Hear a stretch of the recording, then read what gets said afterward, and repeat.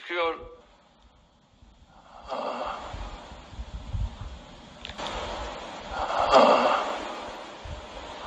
Çalıyor.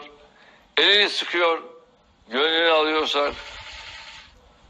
alıyorsa AK Parti'nin olarak sizlerin yapmadıklarını sandığa yansıtacak.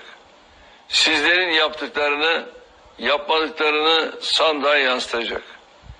Eski Türkiye'ye döndürülmek isteyenler, diğer tarafta büyük ve güçlü Türkiye döndürülmek isteyenler, Türkiye'nin Türkiye ve özel noktada istiklal ve istikbal mücadelesine ve özel noktada istiklal